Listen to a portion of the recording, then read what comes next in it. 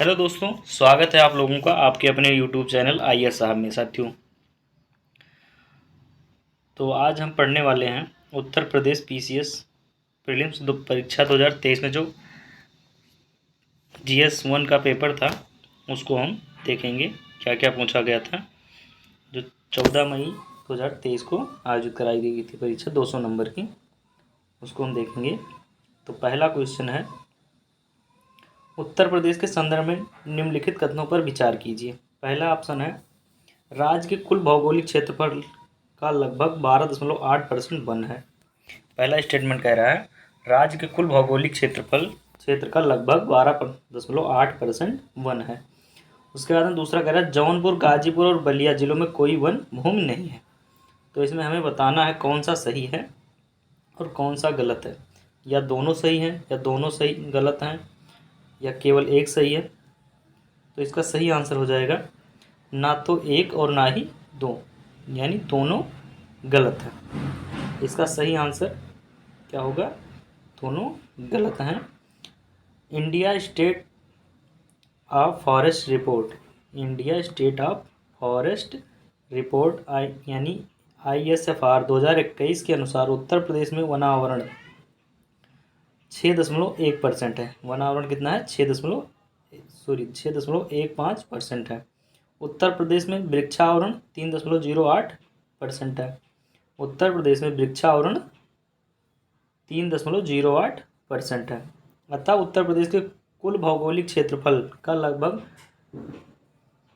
मात्र 9.23% ही वन क्षेत्र है। उत्तर प्रदेश के कुल भौगोलिक क्षेत्रफल का मात्र 9.23% ही वन क्षेत्र है। अतः कथन एक गलत है। वहाँ क्या कह रहा था? 12.8, और सही कितना है? 9.23%। उसके बाद में इसलिए पहला कथन गलत हो गया। उत्तर प्रदेश के न्यूनतम वन क्षेत्रफल वाले जिले भदोही, मऊ, मैनपुरी।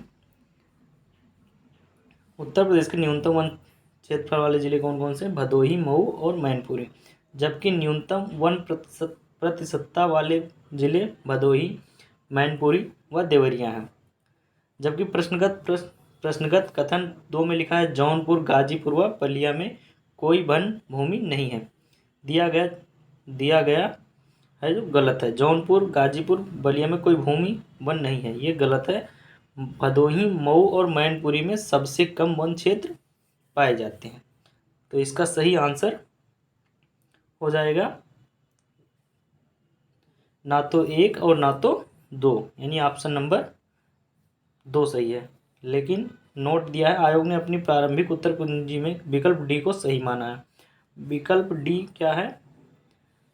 दोनों सही माना है, ठीक है, लेकिन यहाँ दोनों गलत होंगे।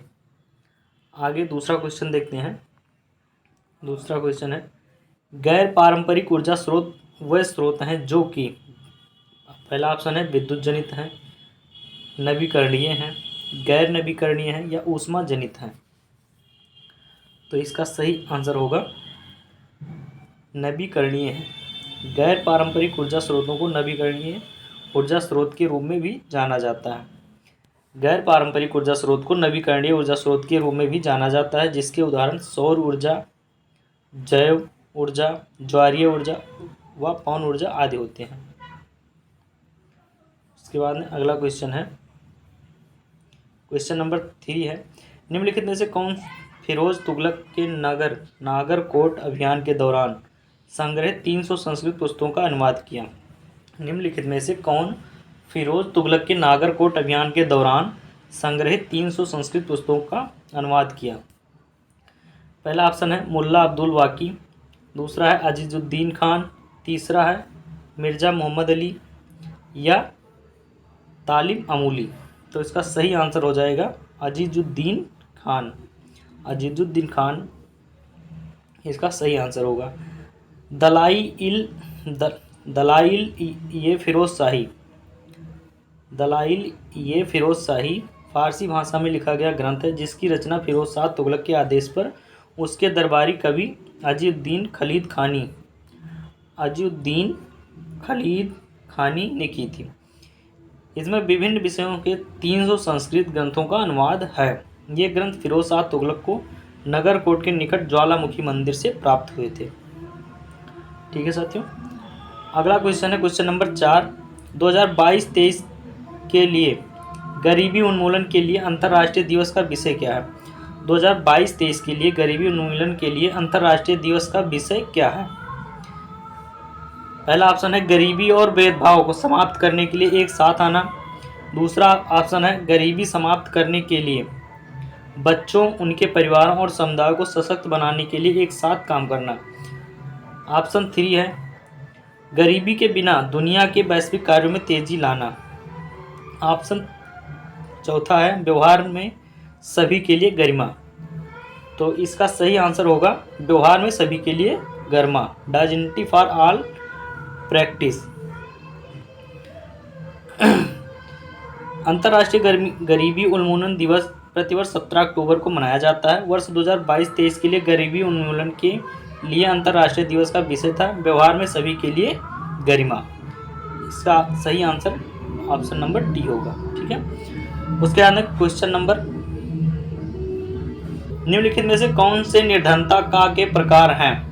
पूर्ण यानी परम निर्धनता, सापेक्ष निर्धनता। इसमें पूछ रहा है निम्नलिखित में कौन से निर्धनता के प्रकार हैं? या व्यक्तिपरक निर्धनता, या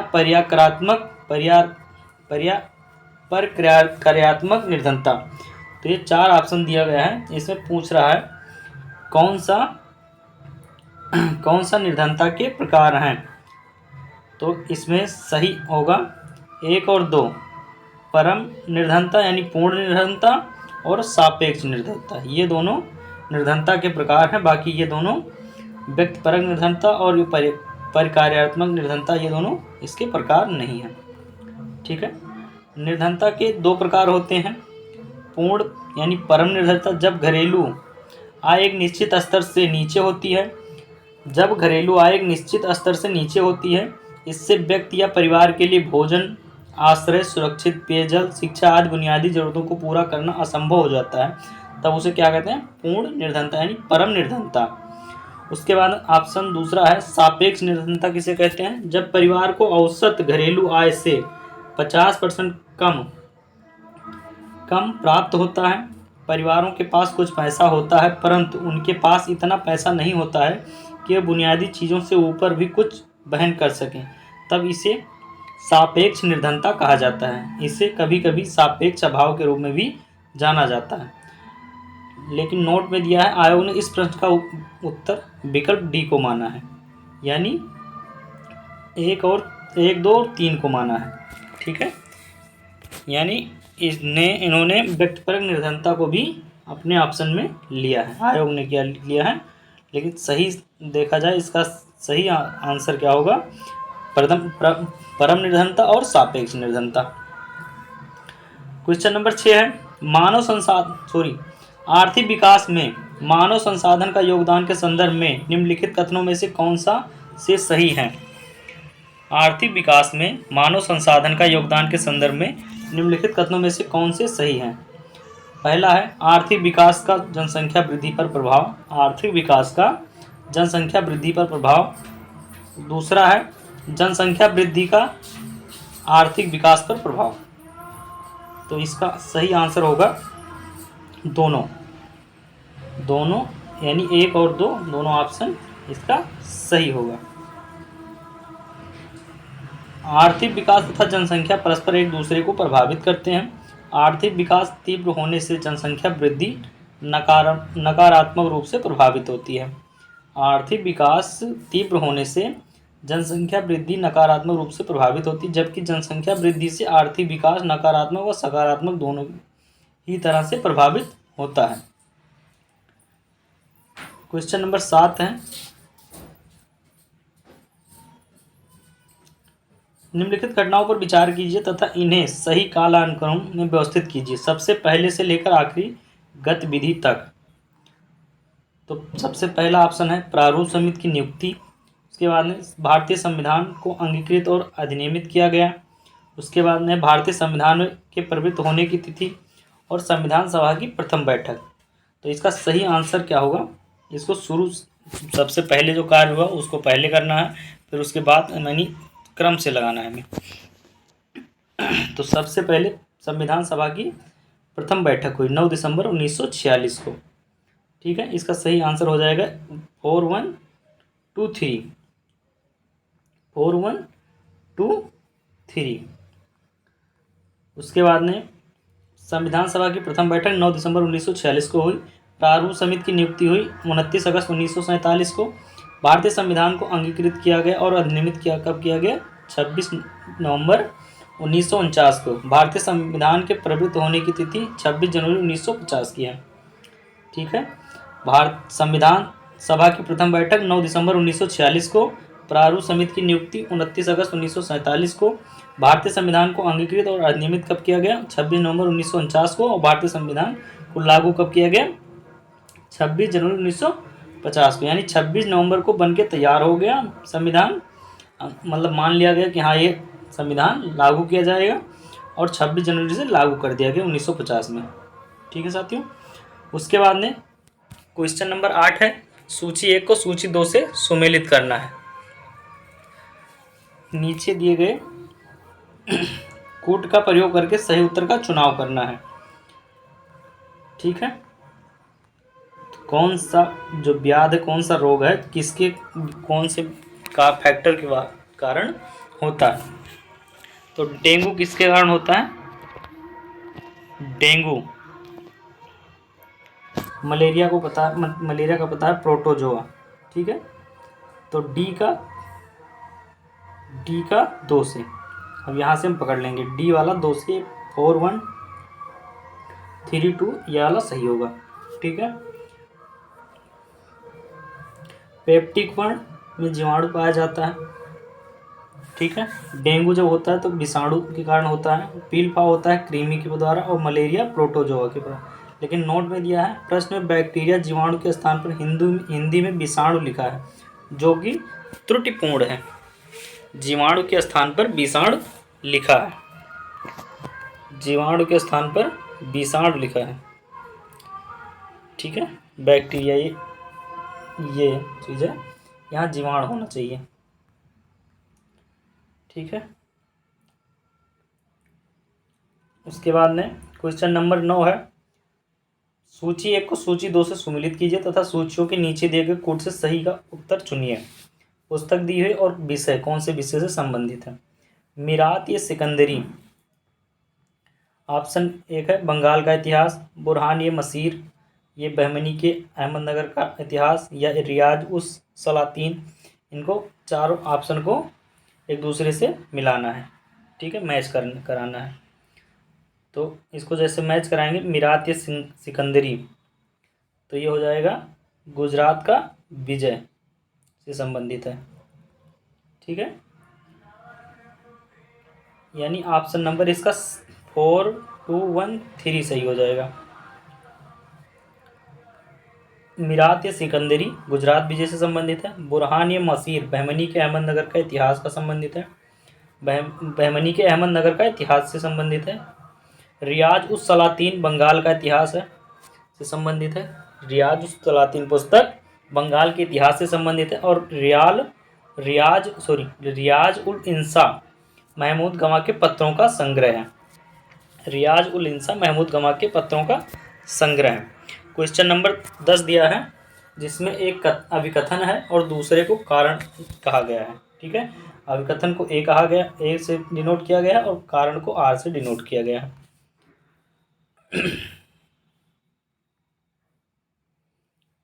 अभिकथन है, देश के पर्यावरण को बनाए रखने के लिए जनसंख्या नियंत्रण आवश्यक है। अभिकथन कह रहा है देश के पर्यावरण को बनाए रखने के लिए जनसंख्या नियंत्रण आवश्यक है।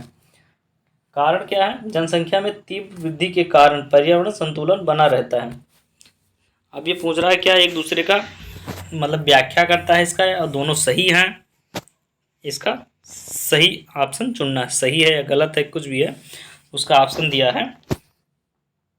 ऑप्शन ए गलत है किंतु आर सत्य है, ए सत्य है किंतु आर गलत है, ए आर दोनों सत्य हैं, आर ए की सही व्याख्या करता है, या दोनों सत्य हैं किंतु आर ए की व्याख्या नहीं करता है। तो इसका सही आंसर हो जाएगा बी, ए सत्य है किंतु आर गलत है। ए सत्य है यानी देश के पर्यावरण को बनाए रखने के लिए जनसंख्या नियंत्रण आवश्यक है, लेकिन जो दूसरा आर दिया है, जनसंख्या में तीव्र वृद्धि के कारण पर्यावरण संतुलन बना रहता है, ये वाली बात गलत लिखी है। ठीक है, तो यहाँ इसका सही आंसर हो जाएगा ए सत्य है परंतु आर गलत है, इसकी व्याख्या भी नहीं करता है। कथन ए सत्य है क्योंकि पर्यावरण को बनाए रखने के लिए जनसंख्या नियंत्रण आवश्यक है, क्योंकि अधिक जनसंख्या द्वारा अधिक संसाधनों की मांग की जाएगी, अतः प्राकृतिक असंतुलन की अवस्था उत्पन्न होगी। कारण आर असत्य है क्योंकि जनसंख्या में तीव्र पर्यावरणीय असंतुलन का कारण बनता है। ज़्यादा जनसंख्या हो जाएगी तो पर्यावरण असंतुलन हो जाएगा। ठीक है, क्वेश्चन नंबर 11 दिया है, निम्नलिखित में से कौन सा संगठन दिल्ली में वायसराय लॉर्ड हार्डिंग पर बम फेंकने के लिए उत्तरदायी था? दिल्ली में वायसराय लॉर्ड हार्डिंग पर बम किसने फेंका था? ऑप्शन 4 ऑप्शन दिया गया है।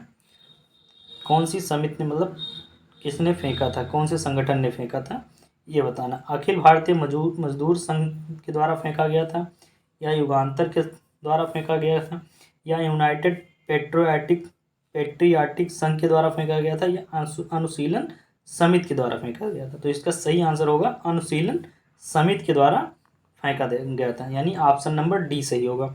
वायसराय लॉर्ड हार्डिंग पर बम फेंकने के लिए अनुशीलन समिति उत्तरदायी थी। हार्डिंग बम कांड दिल्ली षड्यंत्र केस के रूप में प्रसिद्ध है। इसमें 13 व्यक्तियों को अभियुक्त बनाया गया था, जिसमें मास्टर अमीरचंद, दीनानाथ भाई, बाल मुकुंद, बलराज मैला, बसंत कुमार, अवध बिहारी को गिरफ्तार किया गया था। वायसराय लॉर्ड हार्डिंग पर बम फेंकने के लिए अनुशीलन समिति उत्तरदायी थी। हार्डिंग बम कांड दिल्ली षड्यंत्र केस के रूप में प्रसिद्ध है। इसमें 13 व्यक्तियों को अभियुक्त बनाया गया था, जिसमें मास्टर अमीरचंद, दीनानाथ भाई, बाल मुकुंद, बलराज मैला, बसंत कुमार, अवध बिहारी को गिरफ्तार किया गया था। ठीक है, क्वेश्चन नंबर 12 है, निम्नलिखित में से किसे जनवरी 2023 में न्यूजीलैंड के प्रधानमंत्री के रूप में चुना गया? निम्नलिखित में से किसे जनवरी 2023 में न्यूजीलैंड के प्रधानमंत्री के रूप में चुना गया है? कार्मेल सेपुलोनी को चुना गया है, या सिंडी किरो को चुना गया है, या क्रिस हिपकिंस को चुना गया है, या जैसिंडा अर्डन को चुना गया है? तो इसका सही आंसर हो जाएगा क्रिस हिपकिंस को न्यूजीलैंड का प्रधानमंत्री चुना गया है। लेबर पार्टी के क्रिस हिपकिंस ने जनवरी 2023 में न्यूजीलैंड के प्रधानमंत्री के रूप में पदभार ग्रहण किया है। हिपकिंस न्यूजीलैंड के 41वें प्रधानमंत्री हैं जिन्होंने जैसिंडा अर्डन का स्थान लिया। हिपकिंस न्यूजीलैंड के 41वें प्रधानमंत्री हैं, उन्होंने जैसिंडा अर्डन का स्थान लिया है। क्वेश्चन नंबर 13 है, निम्नलिखित में से कौन सा युग्म प्रदर्शन प्रचारक सही सुमेलित है? एक तरफ प्रदर्शन दिया गया है और दूसरी तरफ एक तरफ दर्शन दिया गया है और दूसरी तरफ उसके प्रचारक दिया गया है। तो वो क्वेश्चन पूछ रहा है कौन सा, जो 4 ऑप्शन दिए हैं इसमें कौन सा सही सुमेलित हो रहा है, ये बताना है। तो वैशेषिका से पैतंजलि है, ये गलत है। उत्तर मीमांसा से कपिल सुमेलित है, ये भी गलत है। मीमांसा से कणव यानी कनद सुमेलित है, ये भी गलत है। न्याय से गौतम, ये सही है। ठीक है, यानी ऑप्शन नंबर जो डी है ये सही सुमेलित है, बाकी तीनों गलत हैं। ठीक है, न्याय दर्शन के प्रचारक गौतम हो जाएंगे, उत्तर मीमांसा के प्रचारक बद्रायण हो जाएंगे, पूर्व मीमांसा के प्रचारक जैमिनी हो जाएंगे, और वैशेषिक के कणाद हो जाएंगे। ठीक है, उसके बाद में भारत में जनगणना का कार्य सर्वप्रथम कब किया गया था? 1871 में किया गया था, 1861 में किया गया था, या 1850 में किया गया था, या 1881 में किया गया था? तो भारत में जनगणना का सर्वप्रथम कार्य वैसे किया गया था 1872 में, कहीं लिखा रहता है, लेकिन यहाँ डिटेल में लिखा है। भारत में पहली बार जनगणना लॉर्ड मेयो के काल में 1869 से लेके 72 के बीच के काल में, उसके बाद में 1871-72 में किया गया था। ठीक है, 1871-72 में किया गया था। यह अनियमित जनगणना था। यह अनियमित जनगणना था। 1881 में लॉर्ड रिपन 1880 से लेकर 84 के काल में नियमित रूप से जनगणना किया था। तब से प्रत्येक 10 वर्ष पर भारत में जनगणना किया जाता है। उत्तर प्रदेश लोक सेवा आयोग ने इस प्रश्न का सही उत्तर ए को माना है। उत्तर प्रदेश यानी जो UPPCS की परीक्षा में इसको 1871 में माना गया। ठीक है, ऑप्शन नंबर ए को सही माना है। ठीक है, उसके बाद में क्वेश्चन नंबर 15 है, संघीय बजट 2023-24 में योजनाओं के अनुसार आवंटन के संदर्भ में निम्न कथनों में से कौन सा कथन सही है?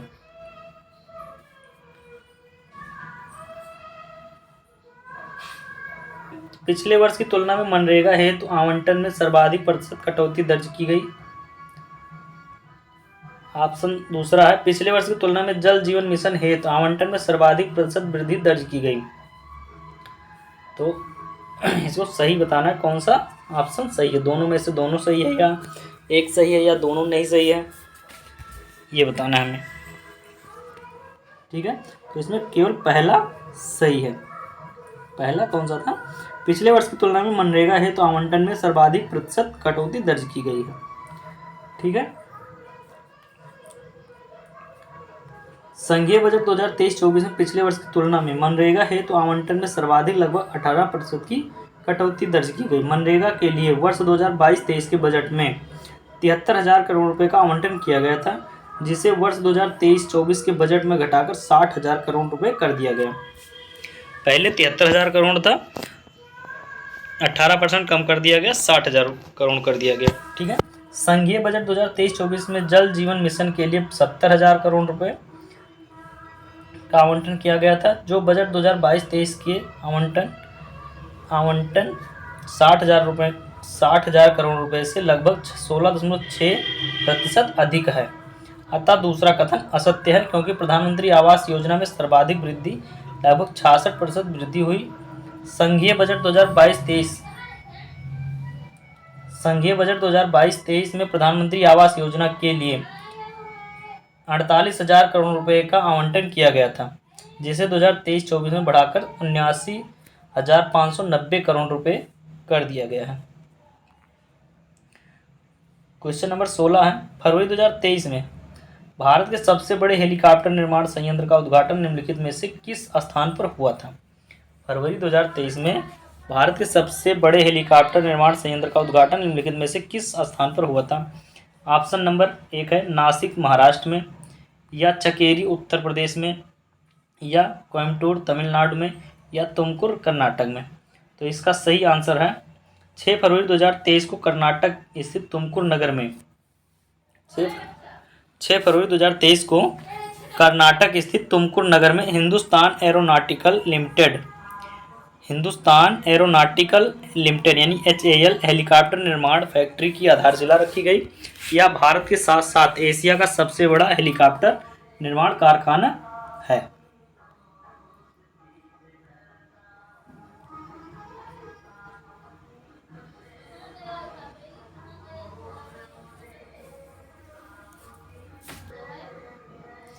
निम्नलिखित में से कौन कवियत्री पुस्तक सही सुमेलित नहीं है?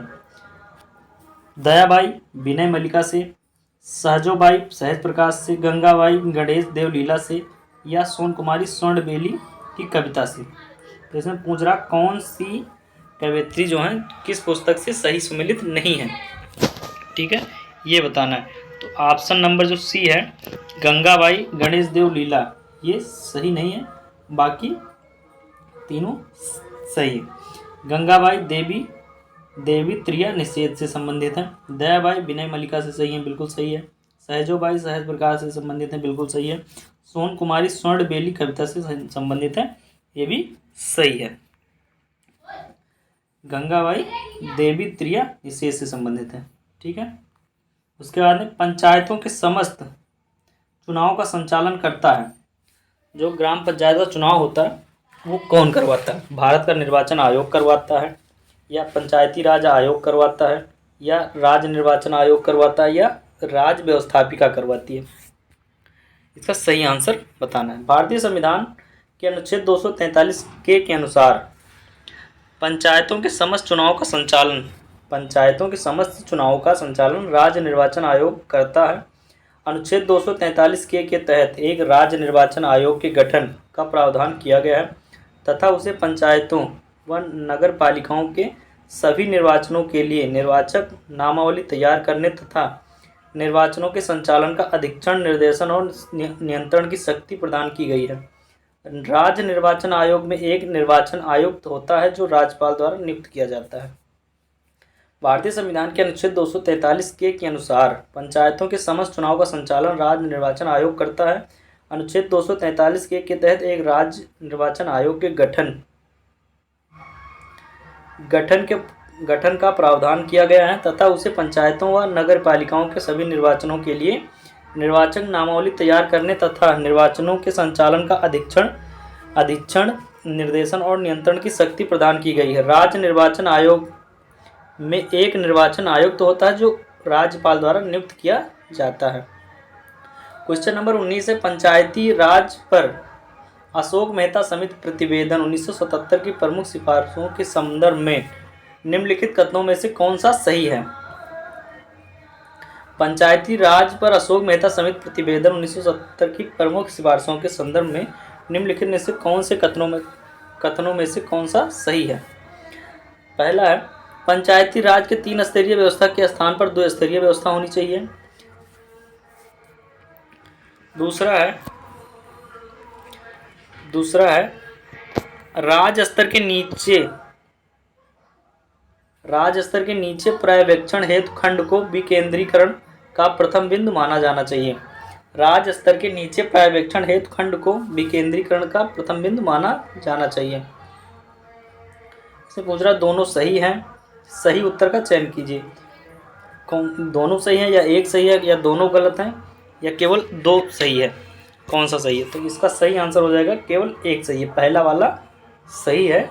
अशोक मेहता में क्या कहा गया था? 3 स्तरीय व्यवस्था के स्थान पर 2 स्तरीय होना चाहिए। 3 स्तरीय व्यवस्था के स्थान पर 2 स्तरीय व्यवस्था होना चाहिए, ये वाला कथन सही है, अशोक मेहता में कहा गया था। पंचायती राज व्यवस्था के मूल्यांकन तथा इसे और अधिक प्रभावशाली बनाने के लिए दिसंबर 1977 में सरकार ने अशोक मेहता की अध्यक्षता में एक समिति का गठन किया।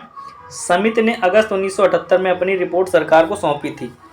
इस रूप में समिति ने कुल 132 सिफारिशें की थी, जिसकी मुख्य सिफारिशें निम्न हैं। पहला है, पंचायती राज के 3 स्तरीय व्यवस्था के स्थान पर 2 स्तरीय व्यवस्था होनी चाहिए। दूसरा है, राज्य स्तर के नीचे लोक निरीक्षण में विकेंद्रीकरण के लिए जिला ही प्रथम बिंदु होना चाहिए। राज्य स्तर के नीचे लोक निरीक्षण में विकेंद्रीकरण के लिए जिला ही प्रथम बिंदु होना चाहिए। तीसरा पॉइंट है, अपने आर्थिक स्रोतों के लिए पंचायती राज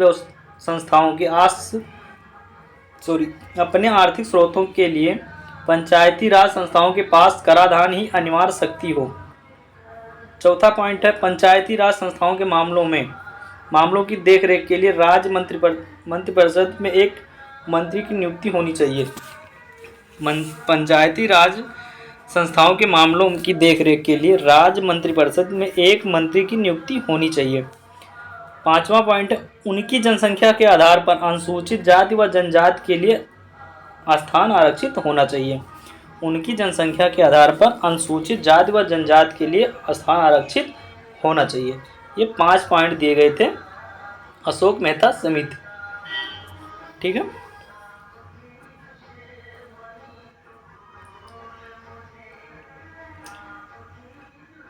टोटल 132 सिफारिशें की गई थी, लेकिन 5 पॉइंट यहाँ दिया गया है। क्वेश्चन नंबर 20 है, उत्तर प्रदेश में निम्नलिखित शहरों में से कौन सा शहर भारत की अध्यक्षता के दौरान G20 के 200 सत्रों में से 11 बैठकों के लिए स्थल के रूप में शामिल नहीं है? उत्तर प्रदेश के निम्नलिखित शहरों में से कौन सा शहर भारत की अध्यक्षता के दौरान G20 के 200 सत्रों में से 11 बैठकों के लिए स्थल के रूप में शामिल नहीं है? यहाँ पूछा गया शामिल नहीं है, तो आगरा शामिल है, कानपुर नहीं है, वाराणसी भी है और ग्रेटर नोएडा भी G20 की बैठक होगी। 1 दिसंबर 2022 से 30 नवंबर 2023 के मध्य के मध्य विश्व के सबसे शक्तिशाली 19 देशों और यूरोपीय संघ के समूह G20 के सम्मेलन की मेजबानी का गौरव भारत सरकार को प्राप्त हुआ है। इस अध्यक्षता के दौरान भारत में 200 से अधिक बैठकें होंगी। इनमें उत्तर प्रदेश के 4 शहर लखनऊ, आगरा, वाराणसी एवं ग्रेटर नोएडा शामिल है। उत्तर प्रदेश के 4 शहर लखनऊ, आगरा, वाराणसी और ग्रेटर नोएडा शामिल किए गए हैं। तो इसमें कानपुर को नहीं शामिल किया गया है। आगे है क्वेश्चन नंबर 21। चरक संहिता कितने अध्यायों और खंडों में विभाजित है? 120 अध्याय और 8 खंड में, 80 अध्याय और 7 खंड में, 100 अध्याय और 5 खंड में, या 60 अध्याय और 8 खंड में? तो इसका सही आंसर हो जाएगा 120 अध्याय और 8 खंड में, यानी ऑप्शन नंबर ए सही होगा। ठीक है। चरक कुषाण शासक कनिष्क के समय के प्रसिद्ध चिकित्सक थे। चरक कौन थे? तो कुषाण का शासक कनिष्क के समय के प्रसिद्ध चिकित्सक थे। इन्होंने चिकित्सा पर चरक संहिता नामक ग्रंथ लिखा। इस ग्रंथ में 120 अध्याय और 8 खंड हैं। क्वेश्चन नंबर 22 है, मानव हृदय कितने चैम्बर्स घटकों का बना होता है? केवल 4, केवल 1, केवल 3, केवल 2? तो इसमें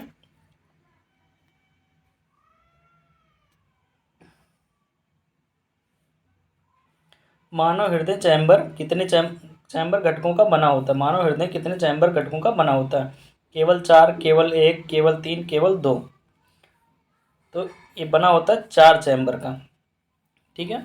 दायां व बायां आलिंद के रूप में मानव हृदय 2 ऊपरी कक्षों तथा दायां व बायां निलय के रूप में 2 निचली कक्षों को मिलाकर कुल मानव हृदय कुल 4 कक्षों में विभाजित होता है। दायां व बायां आलिंद के रूप में मानव हृदय 2 ऊपरी कक्षों में तथा दायां व बायां निलय के रूप में 2 निचली कक्षों को मिलाकर मानव हृदय कुल 4 कक्षों में विभाजित होता है। जो ऊपर वाला हिस्सा होता है उसको क्या कहते हैं?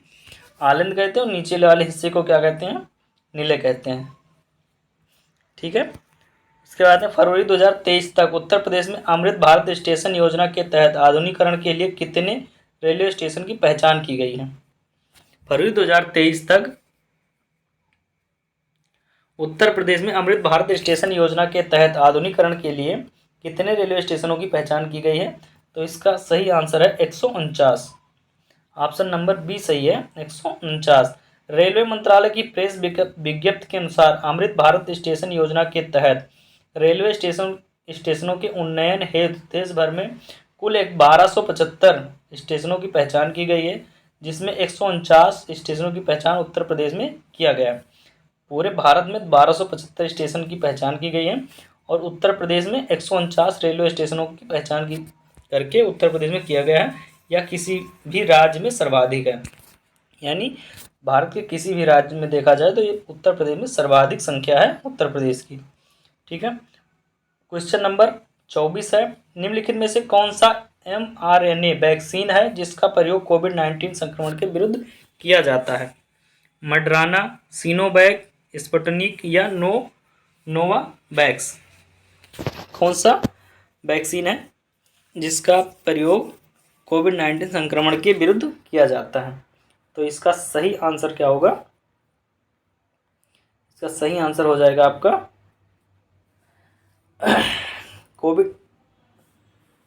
मडराना। कोविड-19 के संक्रमण से बचाव के लिए विश्व के विभिन्न देशों ने विभिन्न वैक्सीन का निर्माण किया। मडराना अमेरिका द्वारा विकसित एक mRNA वैक्सीन है। स्पुतनिक रूस द्वारा विकसित वायरल फैक्टर वैक्सीन है। नोवावैक्स प्रोटीन आधारित टीका है जिसे अमेरिका ने विकसित किया है। सिनोवैक चीन द्वारा विकसित वायरस टीका है। जो mRNA है वो मडराना यानी अमेरिका द्वारा विकसित है वैक्सीन है। 1918 के संयुक्त प्रांत किसान सभा का गठन निम्न में से किस नेता ने किया था? 1918 के संयुक्त प्रांत किसान सभा का गठन निम्न में से किस नेता ने किया था? इंद्र नारायण द्विवेदी ने किया था, या स्वामी सहजानंद सरस्वती ने किया था, या पंडित जवाहरलाल नेहरू ने किया था, या बाबा रामचंद्र ने किया था?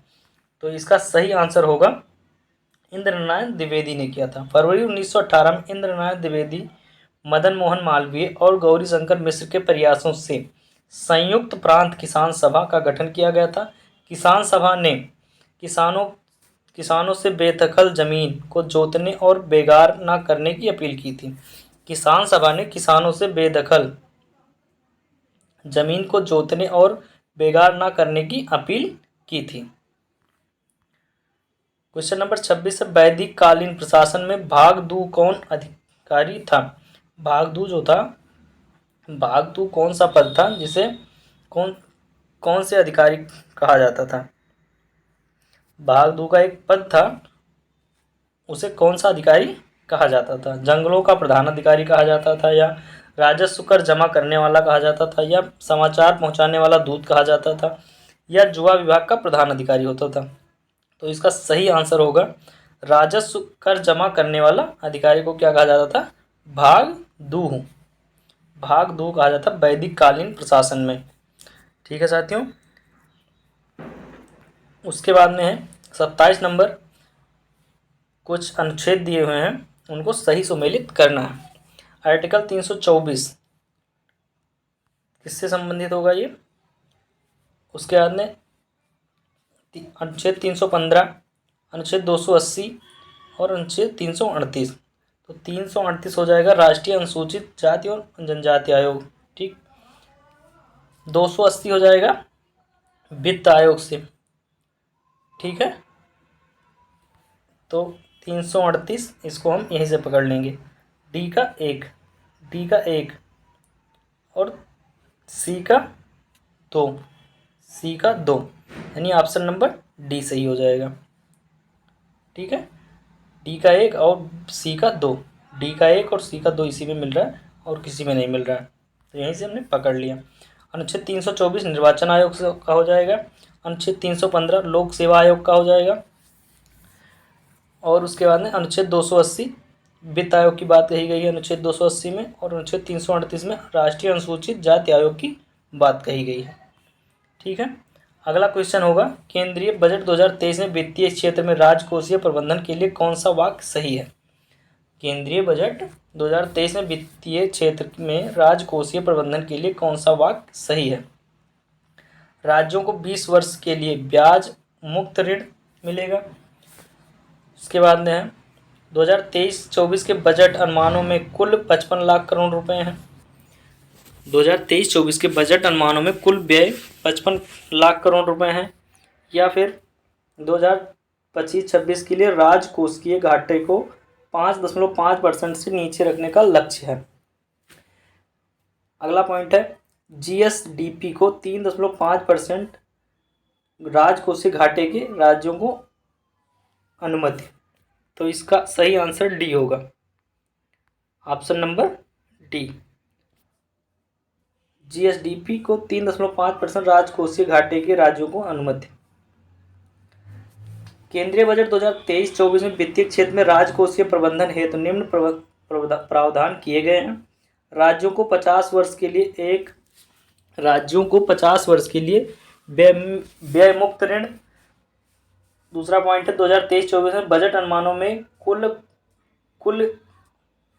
व्यय लगभग 45 लाख करोड़ रुपए। उसके बाद में 2025-26 तक राजकोषीय घाटे को 4.5% से नीचे रखने का लक्ष्य।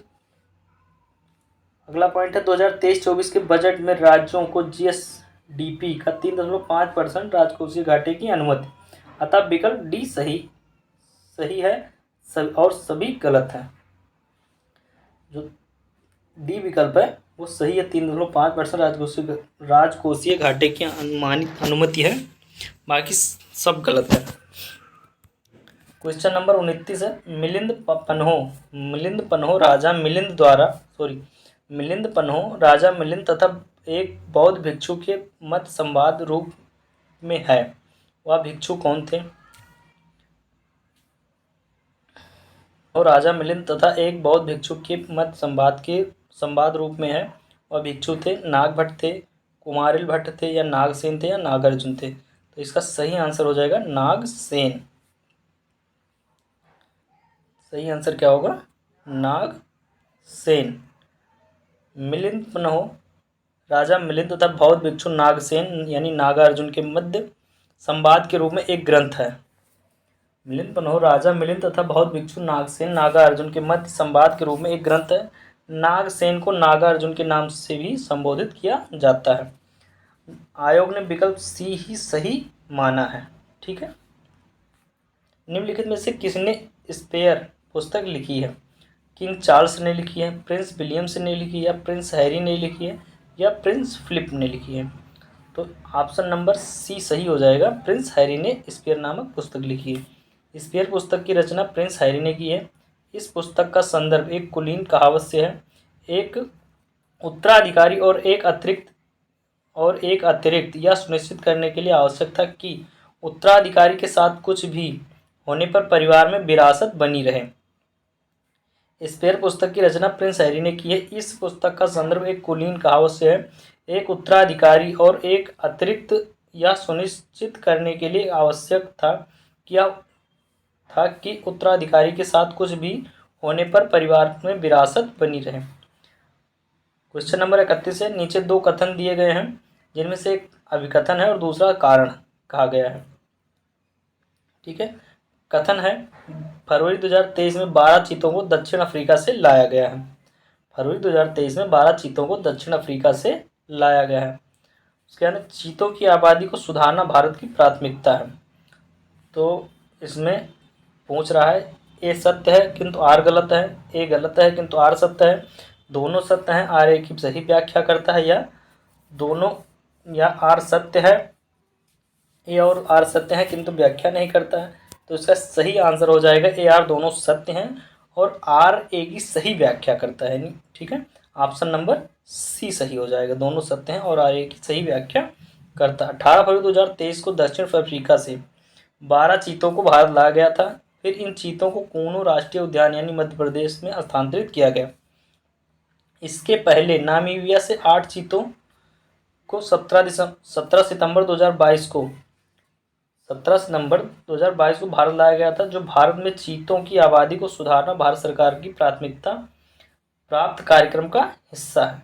यानी दोनों जो पॉइंट दिया गया है वो सही है। पहले 12 चीतों को लाया गया, पहले लाया गया 8 चीतों को नामीबिया से, फिर दोबारा लाया गया फरवरी में 12 चीतों को, इनको रखा गया कूनो राष्ट्रीय उद्यान में। ठीक है। 32 है। डीकन विश्वविद्यालय के संदर्भ में निम्नलिखित कथनों में से कौन सा सही है? पहला पॉइंट है यह एक स्वतंत्र परिसर के माध्यम से भारत में प्रवेश करने वाला पहला विदेशी विश्वविद्यालय है। दूसरा पॉइंट है इसे महाराष्ट्र में स्थापित किया जा रहा है। विदेशी विश्वविद्यालय है और इसे महाराष्ट्र में स्थापित किया जा रहा है। तो इसमें 4 ऑप्शन दिया गया है, सही बताना है। डीकन विश्वविद्यालय जो ऑस्ट्रेलिया का एक प्रमुख विश्वविद्यालय, ऑप्शन नंबर इसका 1 सही है। ठीक है। डीकन विश्वविद्यालय जो ऑस्ट्रेलिया का एक प्रमुख विश्वविद्यालय है, गिफ्ट सिटी गुजरात में एक स्वतंत्र परिसर के माध्यम से भारत में प्रवेश करने वाला पहला विदेशी विश्वविद्यालय बन गया है। डीकिन विश्वविद्यालय भारतीय और विदेशी छात्रों को गिफ्ट आईएफएससी में विज्ञान प्रौद्योगिकी इंजीनियरिंग गणित और वित्तीय प्रबंधन क्षेत्र में बिल्कुल वही डिग्री पाठ्यक्रम की पेशकश करने में सक्षम होगा जो पाठ्यक्रम ऑस्ट्रेलिया में प्रदान किए जाएंगे। छात्रों को दी जाने वाली डिग्री गृह क्षेत्राधिकार में दी जाने वाली डिग्री के समरूप का या समान होगी। छात्रों को दी जाने वाली डिग्री गृह क्षेत्राधिकार में दी जाने वाली डिग्री के समरूप या समान ही होगी। भारत के G20 प्रतीक चिन्ह के संदर्भ में निम्नलिखित कथनों में से कौन सा सही है? भारत का जो G20 हुआ उसमें प्रतीक चिन्ह था, उसके संदर्भ में कुछ सवाल पूछे गए हैं। प्रतीक चिन्ह में 7 पंखुड़ियां वाला कमल है। प्रतीक चिन्ह की 7 पंखुड़ियां 7 महाद्वीपों का प्रतिनिधित्व करती हैं। ठीक है। ये हमको बताना है, कौन 2 कथन दिए गए हैं, दोनों कथनों में बताना है कौन सा सही है। ठीक है। तो इसका सही आंसर हो जाएगा, दोनों सही होंगे। ठीक है, 7 पंखुड़ी है, बिल्कुल सही है। G20 का 18वां शिखर सम्मेलन भारत की मेजबानी में सितंबर 2023 में नई दिल्ली में आयोजित किया जाएगा। इस बैठक का लोगो भारत के राष्ट्रीय ध्वज के रंगों से प्रेरित है। इस लोगो में राष्ट्रीय पुष्प कमल के 7 पृथ्वी को दर्शाया गया है। प्रतीक चिन्ह में कमल की 7 पंखुड़ियां दर्शाई गई हैं जो 7 महाद्वीपों का प्रतिनिधित्व करती हैं। अतः दोनों कथन सही है, दोनों बात जो कही गई है वो बिल्कुल सही है और सटीक है। ठीक है, क्वेश्चन नंबर 34 है, लोकसभा की प्रथम महिला स्पीकर निम्न में से कौन है? लोकसभा की जो प्रथम महिला स्पीकर थी वो कौन है? मीरा कुमार है, या उर्मिला सिंह है, या सुषमा स्वराज थी, या प्रतिभा पाटिल है? ठीक है, तो 15वीं लोकसभा में मीरा कुमार लोकसभा की प्रथम महिला स्पीकर चुनी गई थी। 15वीं लोकसभा थी, उसमें लोकसभा की प्रथम महिला स्पीकर चुनी गई थी। कौन? मीरा कुमार। तो इसका सही आंसर हो जाएगा ऑप्शन नंबर ए। ठीक है, सेवाओं के बारे में आर्थिक सर्वेक्षण 2023 में निम्नलिखित कथनों में से कौन सा कथन सही नहीं है? सेवाओं के बारे में आर्थिक सर्वेक्षण 2023 में निम्नलिखित कथनों में से कौन सा कथन सही नहीं है? जुलाई 2022 में क्रेडिट ग्रोथ सर्विसेज जो 16% से ऊपर है, जुलाई 2022 से क्रेडिट ग्रोथ सर्विसेज 16% से ऊपर है।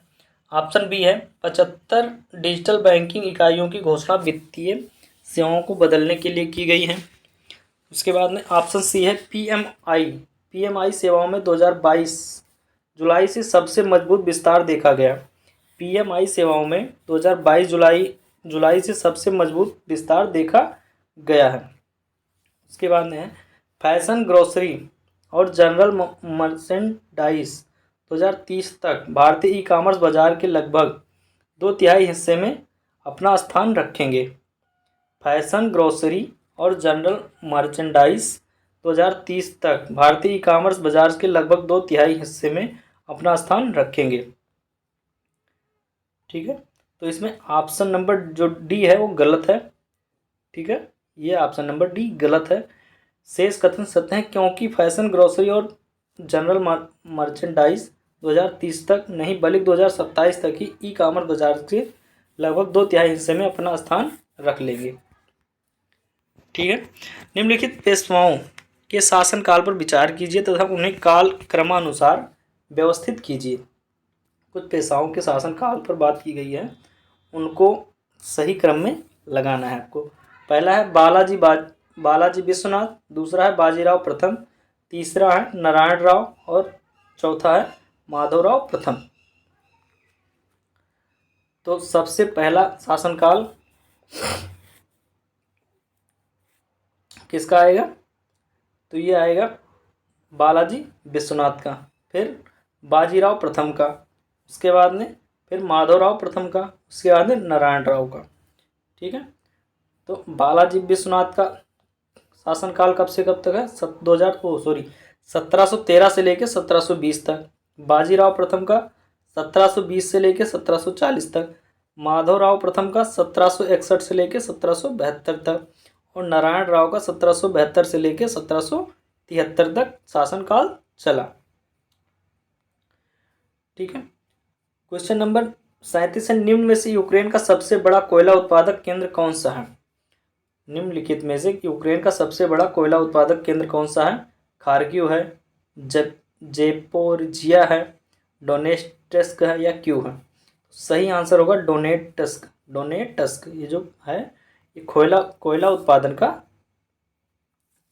मुख्य केंद्र है। ठीक है, सबसे बड़ा केंद्र है। यूक्रेन का सबसे बड़ा कोयला उत्पादक केंद्र डोनेट्स्क है। यूक्रेन के पूर्वी भाग में स्थित डोनेट्स्क देश के कोयला उत्पादन में 90% से अधिक हिस्सेदारी रखता है। जितना कोयला यूक्रेन में पैदा होता है उसका 90% कोयला डोनेट्स्क में ही पाया जाता है। ठीक है, निम्नलिखित में से कौन सा कथन सत्य है? महासागरीय लवणता कर्क एवं मकर रेखाओं पर अधिकतम होती हैं। महासागरीय लवणता कर्क एवं मकर रेखाओं पर अधिकतम होती हैं। यदि सूर्य, पृथ्वी तथा चंद्रमा एक सीधा में हो तो यह स्थित लघु ज्वार की स्थिति है। बेंगुला प्रशांत महासागर की एक ठंडी धारा है। पृथ्वी पर प्रतिदिन ठीक 12 घंटे 30 मिनट बाद ज्वार आता है। तो 4 ऑप्शन दिया गया है, इसमें कौन सा कथन सत्य है ये बताना है हमें। ठीक है, तो ऑप्शन नंबर ए जो है सही है, बिल्कुल राइट है। क्या है ऑप्शन नंबर ए? सामान्यतः भूमध्य रेखा ध्रुवों की ओर जाने पर लवणता में कमी आती है। सामान्यतः भूमध्य रेखा से ध्रुवों की ओर जाने पर लवणता में कमी आती है, लेकिन उच्च तापक्रम, उच्च वाष्पीकरण के साथ न्यूनतम आर्द्रता से सम्मिलित प्रभाव के कारण कर्क रेखा व मकर रेखा पर लवणता सर्वाधिक होती है। 24 घंटे में प्रत्येक स्थान पर 2 बार ज्वार भाटा आता है। जब सूर्य, पृथ्वी तथा चंद्रमा एक सीधी रेखा में होते हैं तो इस समय उनके सम्मिलित आकर्षण बल के परिणाम स्वरूप दीर्घ ज्वार का अनुभव किया जाता है। 24 घंटे में प्रत्येक स्थान पर 2 बार ज्वार भाटा आता है। जब सूर्य, पृथ्वी तथा चंद्रमा एक सीधी रेखा में होते हैं तो इस समय उनके सम्मिलित आकर्षण बल के परिणाम स्वरूप दीर्घ ज्वार का अनुभव किया जाता है। बेंगुला धारा दक्षिण अटलांटिक महासागर में बहने वाली एक ठंडी जलधारा है। बेंगुला धारा दक्षिण अटलांटिक महासागर में बहने वाली एक ठंडी जलधारा है। पृथ्वी पर प्रतिदिन लगभग 12 घंटे 26 मिनट पर ज्वार आता है। पृथ्वी पर प्रतिदिन 12 घंटे 26 मिनट पर ज्वार आता है। ठीक है, क्वेश्चन नंबर 39 है, the challenge of world poverty पुस्तक किसने लिखी? The challenge of world poverty पुस्तक किसने लिखी? जयंत ने लिखी, अमृत सेन ने लिखी, गुन्नार मंडल ने लिखी, एडम स्मिथ ने लिखी। तो इसका सही आंसर होगा गुन्नार मंडल ने लिखी। ठीक है, the challenge of world poverty के लेखक गुन्नार मंडल है। ठीक है, क्वेश्चन नंबर 40 है, ईवी रामास्वामी नायकर के संदर्भ में निम्नलिखित में से कथनों में से कौन सा सही है? ईवी रामस्वामी नायकर के संदर्भ में निम्नलिखित में से कौन सा कथन सही है? उन्होंने असहयोग आंदोलन में हिस्सा लिया। उन्होंने 1925 में कांग्रेस छोड़ दी। उन्होंने असहयोग आंदोलन में हिस्सा लिया। उन्होंने 1925 में कांग्रेस छोड़ दी। तो इसका सही आंसर हो जाएगा, दोनों सही होगा। ईवी रामास्वामी नायकर को परियार के नाम से भी जाना जाता था। ईवी रामास्वामी नायकर को परियार के नाम से भी जाना जाता था। इन्होंने असहयोग आंदोलन में भाग लिया था तथा 1925 में इन्होंने कांग्रेस को इसलिए छोड़ दिया था क्योंकि उनका मानना था कि कांग्रेस में ब्राह्मणों के प्रतिनिधित्व की उपेक्षा हुई है। ईवी रामास्वामी नायकर को पेरियार के नाम से भी जाना जाता था। इन्होंने असहयोग आंदोलन में भाग लिया था तथा 1925 में इन्होंने कांग्रेस को इसलिए छोड़ दिया था क्योंकि उनका मानना था कि कांग्रेस में ब्राह्मणों को के प्रतिनिधित्व की उपेक्षा हुई है।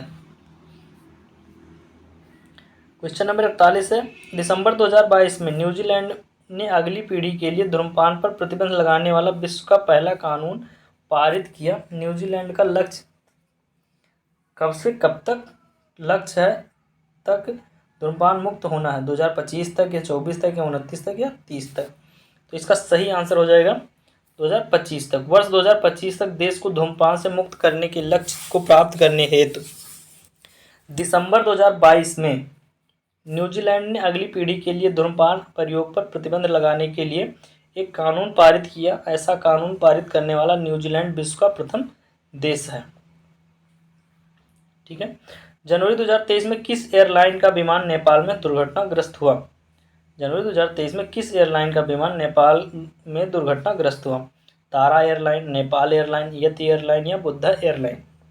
तो इसका सही आंसर हो जाएगा यति एयरलाइन।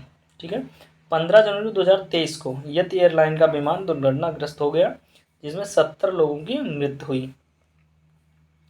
वर्ष 2022 में विश्व में ग्रीन हाउस गैसों के उत्सर्जन में भारत किस स्थान पर था? वर्ष 2022 में विश्व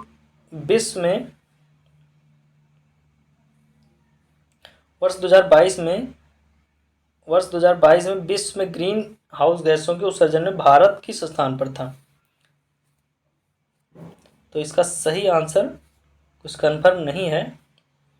यूएनपी द्वारा एमिशन गैप रिपोर्ट के अनुसार ग्रीन हाउस गैसों के उत्सर्जन में सर्वाधिक योगदान करता देश निम्न है: चीन, संयुक्त राज्य अमेरिका, भारत, यूरोपीय संघ।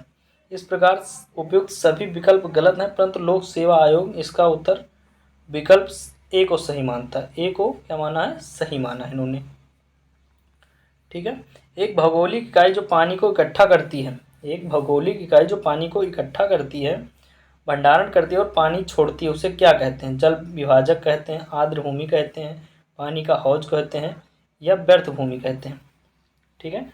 क्या कहते हैं? एक भौगोलिक इकाई जो पानी को इकट्ठा करती है, भंडारण करती है और पानी को छोड़ती है, उसे क्या कहते हैं? तो उसे कहते हैं जल विभाजक। जल विभाजक यानी वाटर शेड कहते हैं। इंग्लिश में क्या कहेंगे? वाटर शेड, और हिंदी में जल विभाजक कहेंगे। जल विभाजक एक भौगोलिक इकाई है जो पानी को इकट्ठा करती है, भंडारण करती है और पानी छोड़ती है।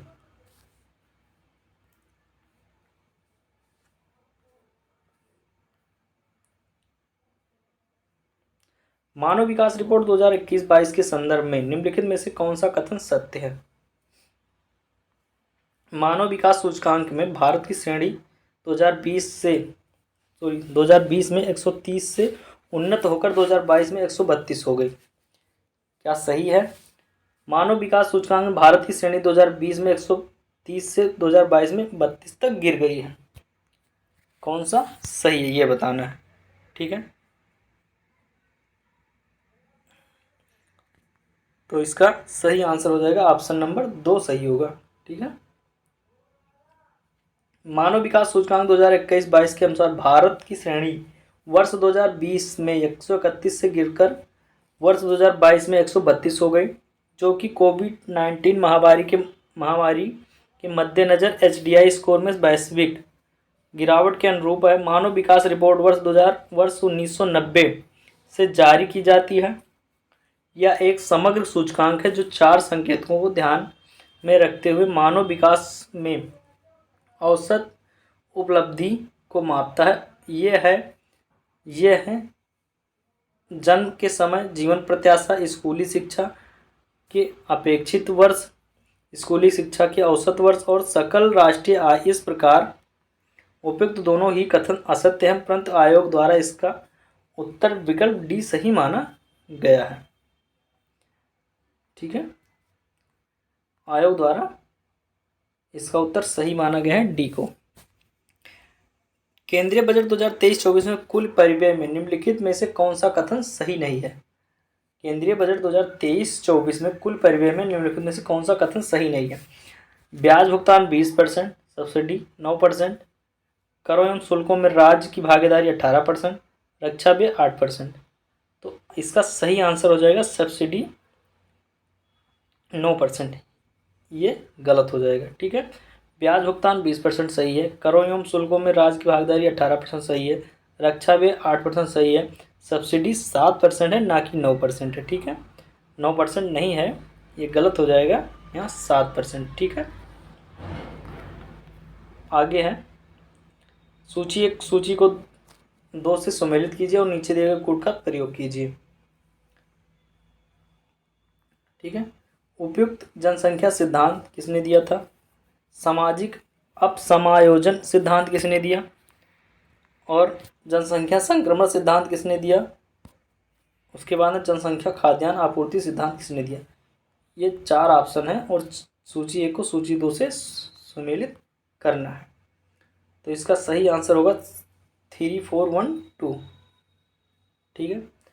उपयुक्त जनसंख्या सिद्धांत एडविन केनन ने दिया। सामाजिक अपसमायोजन सिद्धांत हेनरी जॉर्ज ने दिया। जनसंख्या संक्रमण सिद्धांत थॉमसन ने दिया। जनसंख्या खाद्यान्न आपूर्ति सिद्धांत माल्थस ने दिया। ठीक है। उपयुक्त जनसंख्या सिद्धांत एडविन केनन ने, सामाजिक अपसमायोजन सिद्धांत हेनरी जॉर्ज ने, जनसंख्या संक्रमण सिद्धांत थॉमसन ने, जनसंख्या खाद्यान्न आपूर्ति सिद्धांत माल्थस ने दिया। ठीक है। निम्नलिखित में से कौन सा कीटभक्षी पौधा है? निम्नलिखित में से कौन सा एक कीटभक्षी पौधा है, ये बताना है। निलिम्बो, निक्टोन्थिस, निकोटियाना या निपेंथिस? तो कीटभक्षी पौधा होगा निपेंथिस। निपेंथिस होगा कीटभक्षी पौधा। निपेंथिस यानी घटपर्णी एक कीटभक्षी पौधा है। यह उन दलदली जगहों पर उगता है जहाँ पर नाइट्रोजन की कमी पाई जाती है। जहाँ पर नाइट्रोजन की कमी पाई जाती है अथवा वह जमीन के नाइट्रोजन को उपयोग में लाने में असमर्थ होते हैं। अथवा वह जमीन के नाइट्रोजन को उपयोग में लाने में असमर्थ होते हैं। जीवन के लिए प्रोटीन अत्यंत आवश्यक है और इसे प्राप्त करने के लिए पौधों को नाइट्रोजन मिलना चाहिए। नाइट्रोजन के लिए ये पौधे निकट आने वाले कीड़ों का भक्षण करते हैं। संयुक्त राज्य अमेरिका तथा मैक्सिको के बीच सीमा पर स्थित नदी है। संयुक्त राज्य अमेरिका तथा मैक्सिको के बीच की सीमा पर कौन सी नदी है? कोलोरेडो है, अमेजन है, मिसिसिपी है या रियो ग्रांडे है? तो इसका सही आंसर होगा रियो ग्रांडे। रियो ग्रांडे व कोलोरेडो नदियां दोनों ही संयुक्त राज्य अमेरिका व मैक्सिको के मध्य सीमा का निर्धारण करती है। नोट आयोग विकल्प डी को सही माना है। दोनों ही नदियां संयुक्त राज्य अमेरिका और मैक्सिको की सीमा का निर्धारण करती हैं, लेकिन आयोग ने क्या माना है? रियो ग्रांडे को सही माना है। ठीक है। निम्नलिखित में से कौन सा एक दर्रा राज्य केंद्र शासित सही सुमेलित है? कौन सा दर्रा और राज्य या केंद्र शासित प्रदेश से सही सुमेलित है? नीत उत्तराखंड में है, अगिल अरुणाचल प्रदेश में है या माना हिमाचल प्रदेश में या दीपू लद्दाख में है? तो सही इसका एक पूछा गया कौन सा एक, तो नीत उत्तराखंड में है, ये बिल्कुल ही सही है। ठीक है, बाकी तीनों गलत हैं। माना उत्तराखंड में है, नीत भी उत्तराखंड में है, दीपू अरुणाचल प्रदेश में है और अगिल लद्दाख में है। अगिल दर्रा लद्दाख में है। ठीक है। पोषक स्तर बनते हैं खाद्य श्रृंखला में जीवों के संबंध होने से, केवल जंतुओं से, केवल मांसाहारी जंतुओं से या केवल पौधों से? पोषक स्तर बनते कैसे? खाद्य श्रृंखला में जीवों के संबंध होने से, केवल जंतुओं से, केवल मांसाहारी जंतुओं से, केवल पौधों से। तो पोषक इसका सही आंसर एक होगा। ठीक है। पोषक स्तर खाद्य श्रृंखला में जीवों के संबंध होने से बनते हैं। सर्वाहारी, ठीक है, जो सब कुछ खा लेता है। उसके बाद में द्वितीयक उपभोक्ता, उसके बाद में प्राथमिक उपभोक्ता, स्वपोषी उत्पादक।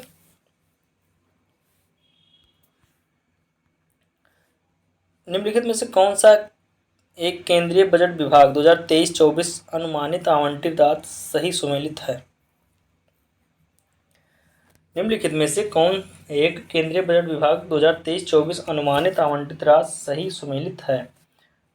स्वास्थ्य शोध विभाग 9,155 करोड़ रुपए, स्वास्थ्य मंत्रालय 89,155 करोड़ रुपए, स्वास्थ्य एवं परिवार कल्याण मंत्रालय 80,000 करोड़ रुपए, प्रधानमंत्री जन आरोग्य योजना 5,000 करोड़ रुपए। कौन सा एक सही है, ये पूछा गया है। तो ऑप्शन नंबर बी जो है 89,155 करोड़ रुपए, यही सही है, बाकी सब गलत है। प्रधानमंत्री जन आरोग्य योजना को 72,सौ करोड़ रुपए मिले। स्वास्थ्य एवं परिवार कल्याण विभाग को 86,175 करोड़ रुपए मिले। स्वास्थ्य शोध विभाग को 2980 करोड़ रुपए मिले। स्वास्थ्य एवं परिवार कल्याण मंत्रालय को 89,155 करोड़ रुपए मिले। ठीक है। संसद के सचिवालय में पदों के संदर्भ में निम्न में से कौन सा कथन सही है? संसद के सचिवालय के पदों के संदर्भ में निम्न में से कौन सा कथन सही है? संसद के प्रत्येक सदन के सचिवालय के लिए सम्मिलित पदों को सृजित किया जाता है। क्या सही है? संसद को अपने किसी भी सदन के सचिवालय स्टाफ की सेवा शर्तों को विनियमित करने का अधिकार होता है। संसद को अपने किसी भी सदन के सचिवालय स्टाफ की सेवा शर्तों को विनियमित करने का अधिकार होता है। दो आप कथन दिए हैं, इसमें बताना कौन सा सही है। तो ऑप्शन नंबर डी है, दोनों ही सही है। ठीक है। भारतीय संविधान के अनुच्छेद 98A के तहत संसद के प्रत्येक सदन के लिए एक पृथक सचिवालय की व्यवस्था है। संसद के प्रत्येक सदन के लिए एक पृथक सचिवालय की व्यवस्था है तथा इसी खंड में परंतु के अनुसार दोनों सदनों के सचिवालयों के लिए सम्मिलित पदों को सृजित किया जा सकता है और संसद विधि द्वारा अपने किसी भी सदन के सचिवालय स्टाफ की भर्ती एवं इनकी सेवा शर्तों का विनियमन कर सकती है। और संसद विधि द्वारा अपने किसी भी सदन के सचिवालय स्टाफ की भर्ती एवं इनकी सेवा शर्तों का विनियमन कर सकती है।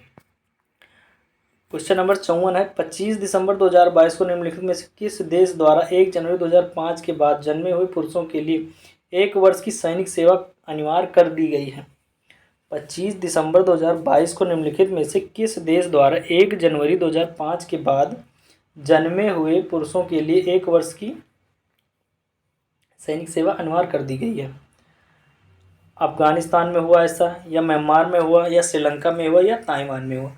तो इसका सही आंसर हो जाएगा ताइवान ने किया है। 2005 के बाद जो भी पुरुष जन्मेगा उसको आर्मी में जाना ही है 1 साल के लिए। ठीक है, ताइवान ने 1 जनवरी 2005 के बाद जन्मे हुए पुरुषों के लिए 1 वर्ष की सैन्य सेवा को अनिवार्य कर दिया है। साहित्य अकादमी पुरस्कार 2022 प्राप्त करने वाले प्रसिद्ध उपन्यास all the lives we never lived के लेखक कौन है? साहित्य अकादमी पुरस्कार 2022 प्राप्त करने वाले प्रसिद्ध उपन्यास all the lives we never lived के लेखक कौन हैं? अनुराधा राय हैं, या शोभा डे है, अनीता देसाई है, या सुधा मूर्ति हैं। तो इसका सही आंसर होगा अनुराधा राय। साहित्य अकादमी पुरस्कार प्रतिवर्ष कुल 24 भाषाओं 8वीं अनुसूची में शामिल 22 भाषाओं तथा राजस्थानी व अंग्रेजी में प्रदान किया जाता है। साहित्य अकादमी पुरस्कार प्रतिवर्ष कुल 24 भाषाओं 8वीं अनुसूची में शामिल 22 भाषा तथा राजस्थानी व अंग्रेजी में प्रदान किया जाता है। वर्ष 2022 के साहित्य अकादमी पुरस्कार अंग्रेजी में लिखी अनुराधा राय के प्रसिद्ध उपन्यास all the lives we never lived को प्रदान किया गया। किस प्रकार का टीका डिप्थीरिया से बचाता है? किस प्रकार का टीका डिप्थीरिया से बचाता है? वायरल मरना, mRNA, वायरल वेक्टर, या टॉक्सॉइड, या लाइव अटेन्यूएटेड। तो इसका सही आंसर हो जाएगा टॉक्सॉइड।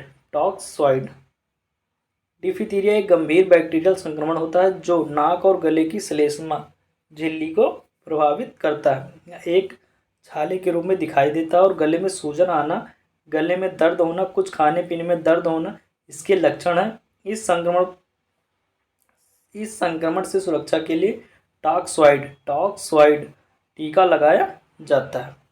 क्वेश्चन नंबर 57 है जलीय पौधा जिसे प्रायः जल प्लावित धान के खेत में जैव उर्वरक के रूप में जाना जाता है। जलीय पौधा जिसे प्रायः जल प्लावित धान के खेत में जैव उर्वरक के रूप में प्रयोग में लाया जाता है वह है एजोला है, लेमना है, बोल्फिया है, या ट्रापा है। एजोला है। एजोला पौधे को जल प्लावित धान के खेत में जैव उर्वरक के रूप में प्रयोग में लाया जाता है। किसको? एजोला को। उसके बाद में है नीचे 2 कथन हैं जिनमें से एक को अभिकथन दूसरे को कारण कहा गया है। ठीक है, अभिकथन है किसी राज्य की सीमा बदलने की सिफारिश राष्ट्रपति संसद को देता है। किसी राज्य की सीमा बदलने की सिफारिश राष्ट्रपति संसद को देता है और इसके लिए राष्ट्रपति संबंधित राज्य के विधानमंडल द्वारा उस प्रस्ताव पर विचार एक खास अवधि के भीतर प्राप्त करते हैं। किसी राज्य की सीमा बदलने की सिफारिश राष्ट्रपति संसद को देता है और इसके लिए राष्ट्रपति संबंधित राज्य के विधानमंडल द्वारा उस प्रस्ताव पर विचार एक खास अवधि के भीतर प्राप्त करते हैं। राष्ट्रपति को उस राज्य विधानमंडल का प्रस्ताव मानना अनिवार्य नहीं है। ठीक है, ये कहा गया है। 4 ऑप्शन दिए हैं, दोनों सत्य हैं, दोनों व्याख्या करते हैं, एक गलत है दूसरा सही है। ठीक है, तो इसका सही आंसर क्या होगा? इसका सही आंसर हो जाएगा आपका दोनों सत्य हैं लेकिन RA की व्याख्या नहीं करता है। नए राज्यों के निर्माण या वर्तमान राज्यों के सीमा क्षेत्र में परिवर्तन से संबंध विधेयक राष्ट्रपति की पूर्वानुमति से ही संसद में प्रस्तुत किया जा सकता है। तत्पश्चात संसद विधि बनाने के लिए सक्षम हो जाती है। यदि विधेयक किसी वर्तमान राज्य से संबंधित है तो राष्ट्रपति संबंधित विधानसभा से एक खास समयावधि में विचार प्राप्त करते हैं। हालांकि राष्ट्रपति विचार को मानने के लिए बाध्य नहीं है। ठीक है, कोई जरूरी नहीं कि राष्ट्रपति उस बात को माने ही, कोई जरूरी नहीं है। ठीक है, तो इसका सही आंसर होगा ए। व्याख्या नहीं करता है, बाकी दोनों कथन सही दिए गए हैं। निम्नलिखित में से हंसी पैदा करने वाली गैस के रूप में जाना जाता है। हंसी पैदा करने वाली गैस को किस जाना जाता है? तो यह नाइट्रस ऑक्साइड के रूप में जाना जाता है। ठीक है, नाइट्रस ऑक्साइड N2O को हास्य गैस की संज्ञा दी जाती है क्योंकि इसे सूंघने पर हंसी आती है। इस गैस का प्रयोग निश्चेतक के रूप में भी किया जाता है। 1857 में बरेली उत्तर प्रदेश में क्रांति का नेता कौन था? 1857 में बरेली उत्तर प्रदेश में क्रांति का नेता कौन था? नाना साहब थे, कुंवर सिंह थे, हजरत महल थी या खान बहादुर खान थे? ठीक है, तो इसका सही आंसर हो जाएगा खान बहादुर खान। 1857 में बरेली में क्रांति का नेतृत्व खान बहादुर खान ने किया था। इनको बख्त खान के नाम से भी जाना जाता था। इसके अतिरिक्त नाना साहब ने कानपुर में, बेगम हजरत महल ने लखनऊ में तथा कुंवर सिंह ने जगदीशपुर यानी बिहार में क्रांति का नेतृत्व किया। निम्नलिखित में से कौन भारतीय संविधान के अनुच्छेद 20 का हिस्सा नहीं है? ऑप्शन ए है दोहरे दंड की धारा, स्वयं अपने विरुद्ध साक्षी होने के निषेध, यातना के विरुद्ध निषेध, कायोत्तर विधि। तो ऑप्शन सी जो है इसका सही आंसर होगा, यातना के विरुद्ध भारतीय संविधान के अनुच्छेद 20 का हिस्सा नहीं है। दोहरे दंड की धारा है अनुच्छेद 20 का 2, कायोत्तर विधि है 20 का 1, अपने विरुद्ध साक्षी होने से निषेध 20 का 3 है, जबकि अनुच्छेद 20 में यातना के विरुद्ध निषेध शामिल नहीं दिया गया। भारत के महान्यायालय के संदर्भ में निम्नलिखित कथनों में से कौन सा सही है? भारत के महान्यायालय के संदर्भ में निम्नलिखित कथनों में से कौन सा सही है? सही पूछा गया। ठीक है, महान्यायवादी, पहला पॉइंट है महान्यायवादी के पद पर ऐसे व्यक्ति की नियुक्ति होगी जो उच्चतम न्यायालय का न्यायाधीश नियुक्त होने के लिए अर्हित हो। कह रहा है महान्यायाधीश के पद पर ऐसे व्यक्ति की नियुक्ति होगी जो उच्चतम न्यायालय का न्यायाधीश नियुक्त होने का अर्हता रखता हो। दूसरा है महान्यायाधीश को उनके पद से उसी प्रकार से हटाया जा सकता है जैसे उच्चतम न्यायालय के न्यायाधीशों को। महान्यायाधीश को उनके पद से उसी प्रकार से हटाया जा सकता है जैसे कि उच्चतम न्यायालय के न्यायाधीशों को। ठीक है, तो इसमें ना एक ना दो, ठीक है, केवल 2 या दोनों सही हैं या केवल एक सही है। तो इसका सही आंसर हो जाएगा केवल एक सही है। भारत का महान्यायाधीश संघ का कार्यकारिणी का एक अंग है। वह देश का सर्वोच्च कानून अधिकारी है। संविधान के अनुच्छेद 76 में भारत के महान्यायाधीश के पद का प्रावधान है। संविधान के अनुच्छेद 76 में भारत के महान्यायवादी के पद का प्रावधान है। इसकी नियुक्ति राष्ट्रपति द्वारा सरकार की सलाह पर की जाती है। महान्यायाधीश को हटाने की प्रक्रिया आधार संविधान में नहीं बताए गए हैं। महान्यायाधीश को हटाने की प्रक्रिया आधार संविधान में नहीं बताए गए हैं। वह राष्ट्रपति के प्रसाद पर्यंत पद धारण करता है। अनुच्छेद 76(1) के अनुसार राष्ट्रपति उच्चतम न्यायालय का न्यायाधीश नियुक्त होने के लिए अर्हित व्यक्ति को भारत का महान्यायाधीश नियुक्त करेगा। अनुच्छेद 76(1) के अनुसार राष्ट्रपति उच्चतम न्यायालय का न्यायाधीश नियुक्त होने के लिए जो अर्हता रखता है उसी व्यक्ति को भारत का न्यायाधीश नियुक्त करेगा। ठीक है, जितनी अर्हता होनी चाहिए उच्चतम न्यायालय के न्यायाधीश चुनी जाने में, उतनी ही अर्हता होनी चाहिए महान्यायाधीश बनने में। ठीक है, भारत में जनसंख्या स्थायित्व का लक्ष्य किस वर्ष तक निर्धारित किया गया है? भारत में जनसंख्या का स्थायित्व का लक्ष्य किस वर्ष तक निर्धारित किया गया है? 2080 तक, 2045 तक, 2070 तक या 2075 तक? जनसंख्या स्थिरीकरण का एक ऐसा चरण है जब जनसंख्या दर अपरिवर्तित रहता है। इसे शून्य जनसंख्या वृद्धि का चरण भी कहा जाता है। देश स्तर की जनसंख्या का स्थिरीकरण तब होता है जब जन्म के साथ साथ प्रवास और मृत्यु के साथ साथ बाहर प्रवास बराबर होता है। राष्ट्रीय जनसंख्या नीति के अनुसार भारत ने 2045 तक जनसंख्या स्थिरीकरण के बड़े लक्ष्य को प्राप्त करने का लक्ष्य निर्धारित किया था, जिसके बाद बढ़ाकर 2070 तक कर दिया गया है। यानी 2070 तक जो है जनसंख्या में स्थिरीकरण होगी, यानी कमी होगी।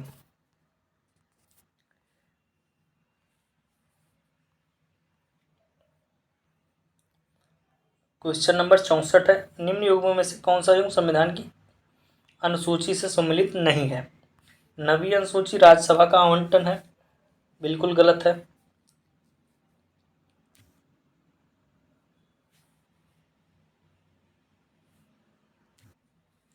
बिल्कुल गलत है। राज्यसभा में स्थानों का आवंटन 9वीं अनुसूची में बिल्कुल गलत है।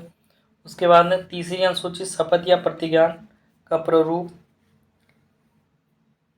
सही है। 8वीं अनुसूची भाषा से संबंधित सही है। 10वीं अनुसूची दल प्रतिवर्तन के आधार पर निर्णय, ये भी सही है। जो ऑप्शन नंबर ए है ये गलत है, बाकी तीनों सही है। संविधान में कुल 12 अनुसूचियों का वर्णन है। विकल्प में दिए गए अनुसूची और विषय का सही सम्मिलन निम्न है। 9वीं अनुसूचित केंद्र एवं राज्य के ऐसे कानून जिसे न्यायालय में चुनौती नहीं दी जा सकती, जो 9वीं अनुसूची में दिया गया। 3री अनुसूची में बात कही गई शपथ या प्रतिज्ञान के प्रारूप की। 8वीं अनुसूची में भाषाओं की बात कही गई है। 10वीं अनुसूची में दल परिवर्तन के आधार पर निर्भरता है और 4थी अनुसूची में राज्यसभा में स्थानों का आवंटन है।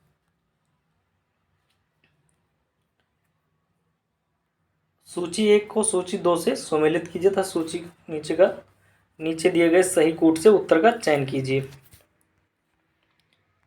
SDG 10 जलवायु क्रिया से, SDG 13 जमीन पर जीवन, SDG 14 असमानताओं में कमी, SDG 15 पानी के नीचे का जीवन। इसको सही सम्मिलित करना है।